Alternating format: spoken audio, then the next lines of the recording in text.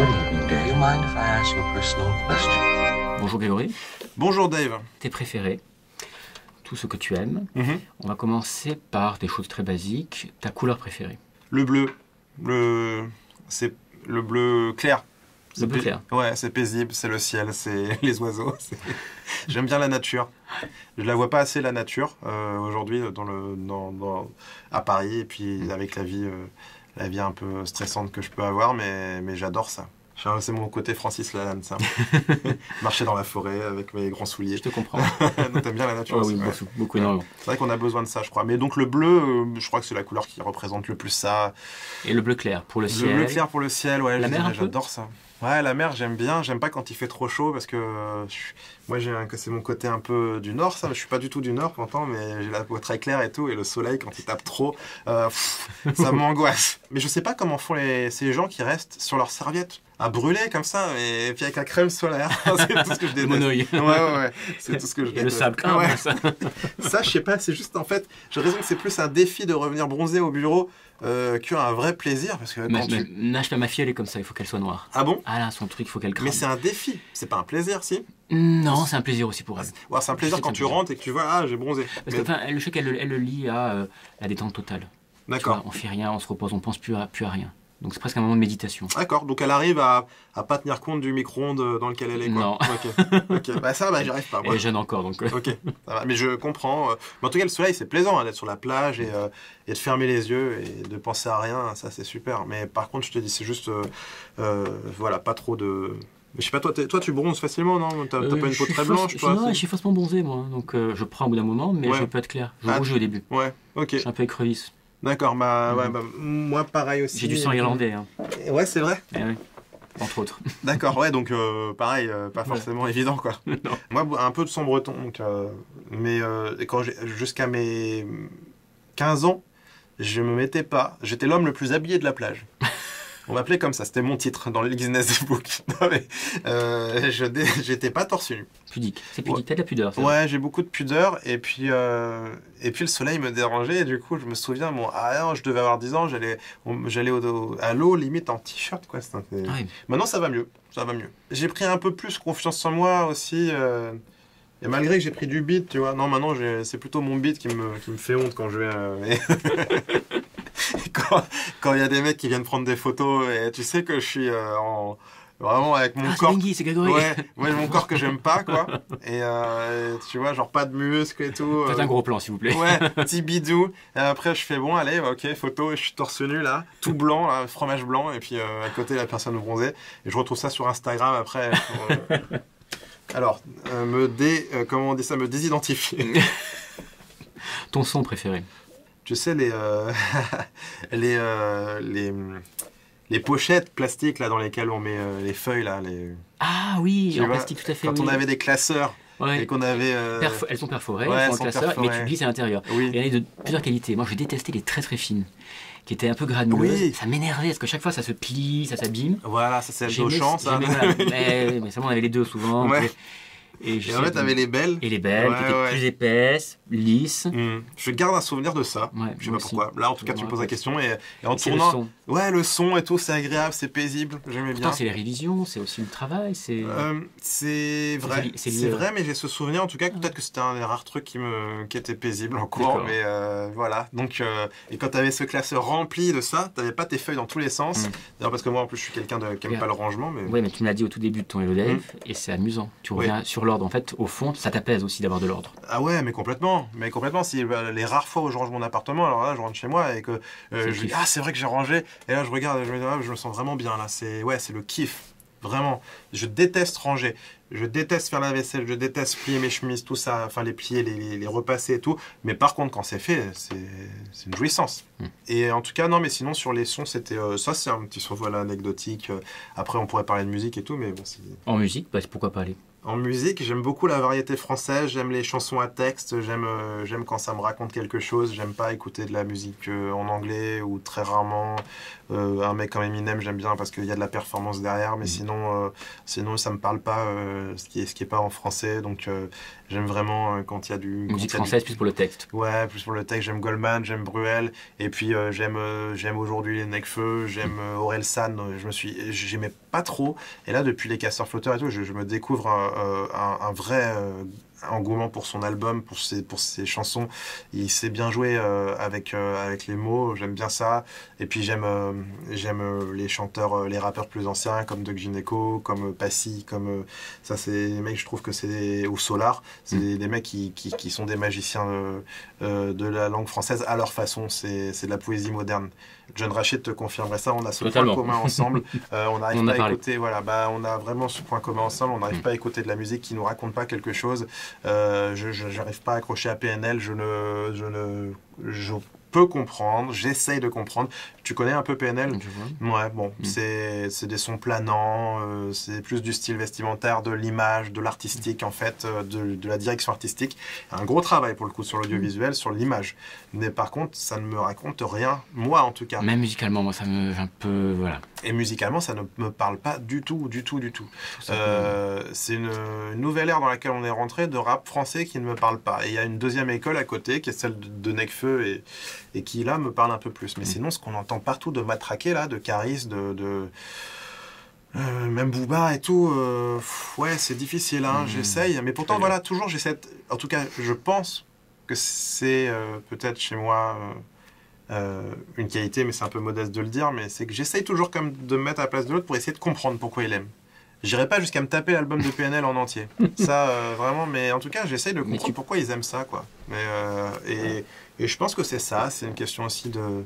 C'est un trip, en fait, il faut peut-être écouter plus attentivement. Trip esthétique. Ouais, trip esthétique. Oui, voilà, peut-être des gens pour qui le mot a moins d'importance. Quel est ton mot préféré, justement? Pimpant. Pimpant. Ouais, ça c'est un mot de Benguy. Qu'il a utilisé dans plein de vidéos.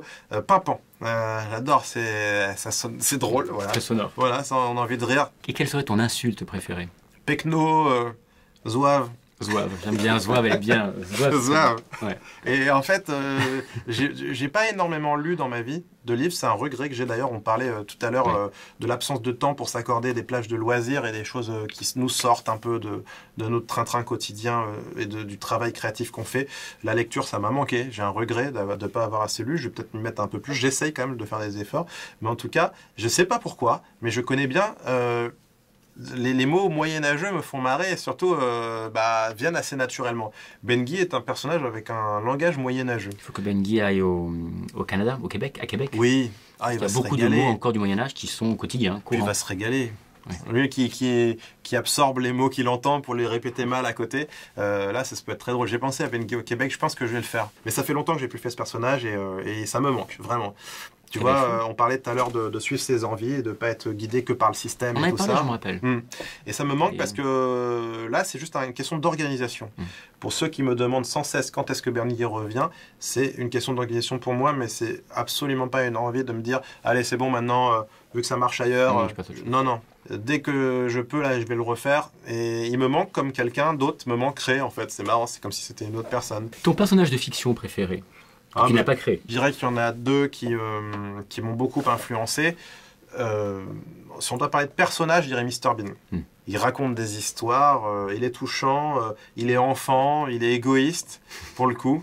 Il est très égoïste, je pense plus que Benguy, mais lui, pour le coup, et c'est ça qui me fait rire. Il est égoïste comme un gosse qui pense qu'à lui. Et Raphaël Mézrahi, j'ai beaucoup regardé Raphaël Mézrahi aussi. Ouais, c'est un modèle. Oui, vraiment. On parlait de notoriété, ça se rejoint. Hein.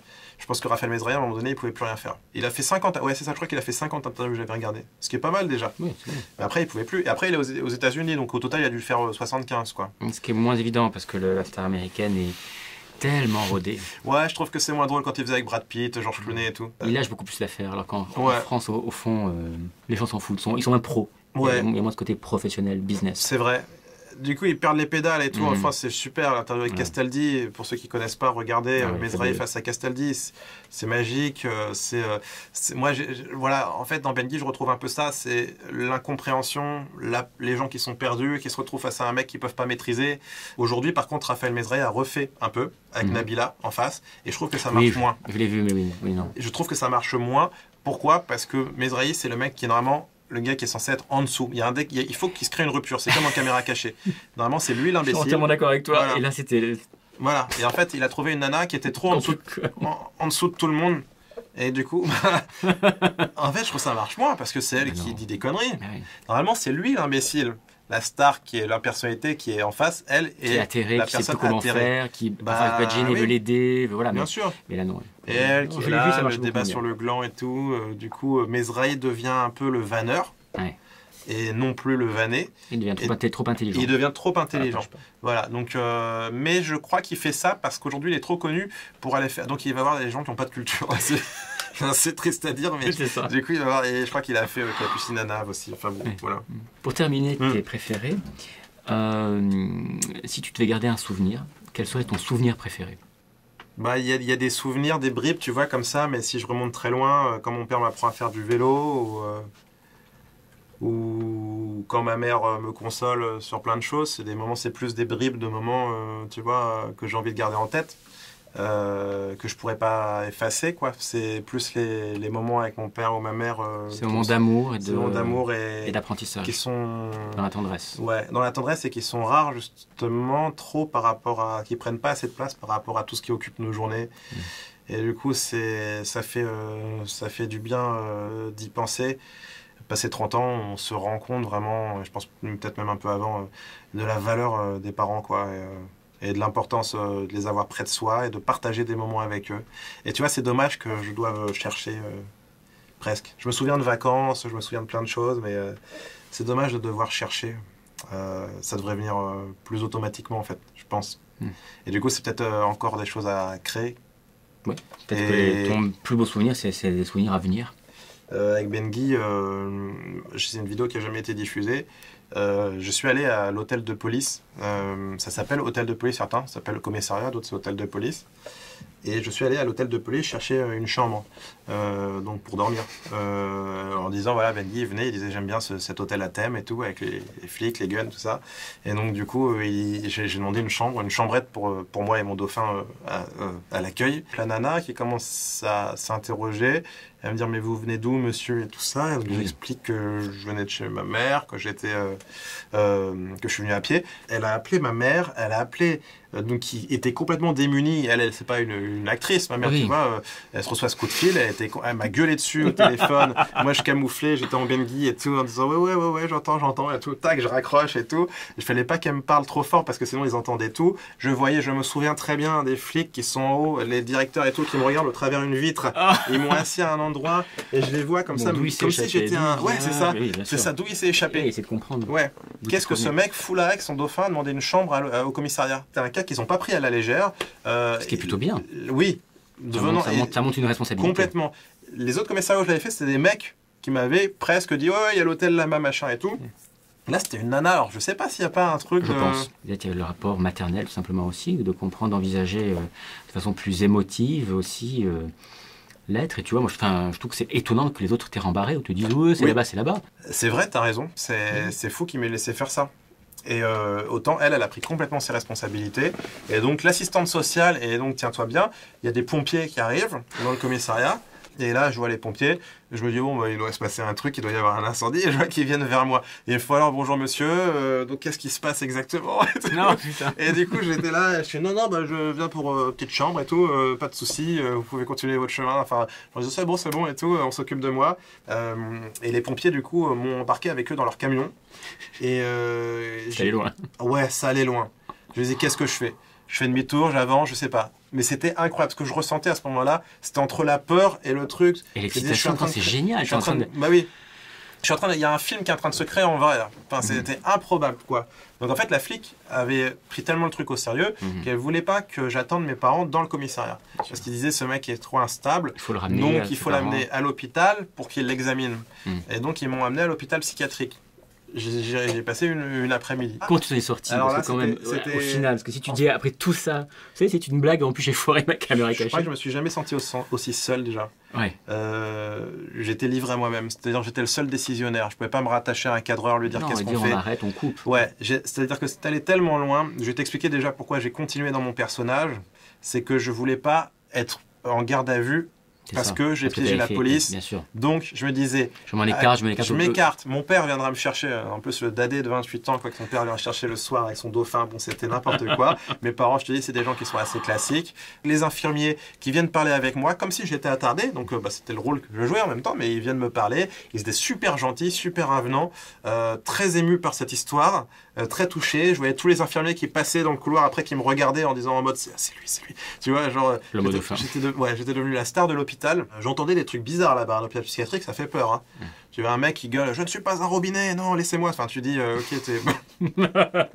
Donc j'ai dit, ok, là t'es vraiment dans un hôpital psychiatrique. Je voyais HP écrit sur les chaises, j'ai commencé à comprendre où j'étais.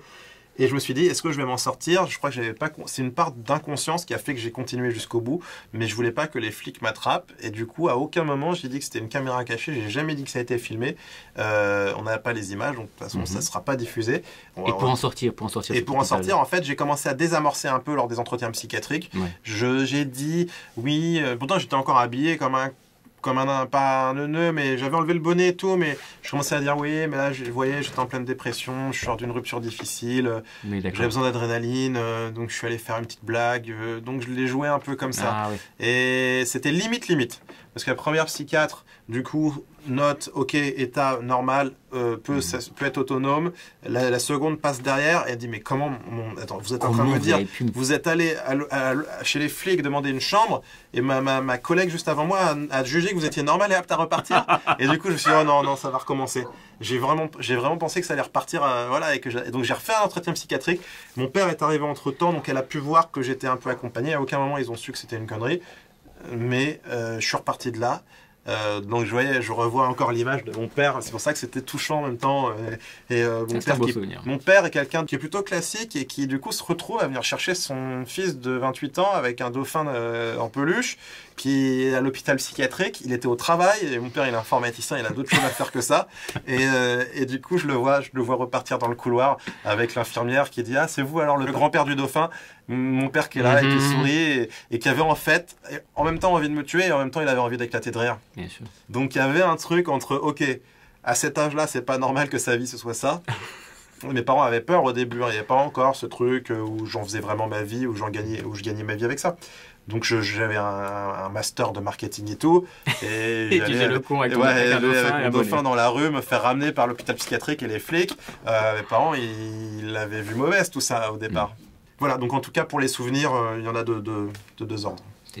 Merci beaucoup. Merci à toi, Dave. C'était très très cool. Merci, ça m'a permis d'apprendre même un peu plus sur moi parce que de me poser des questions comme ça. Alors j'ai l'impression qu'on est entre l'interview et la psychanalyse, mais c'était très intéressant. Je sais pas quelle forme lui donner, mais je vois que ce qui est agréable avec toi, c'est que tu écoutes. Là, il y a le chien qui aboie. Le chien qui aboie beaucoup. Mais il est dans le sas de décompression pour revenir sur Terre. Pour toi qui es un gestion, ça doit être très agréable de savoir qu'il y a les aboiements à gommer après.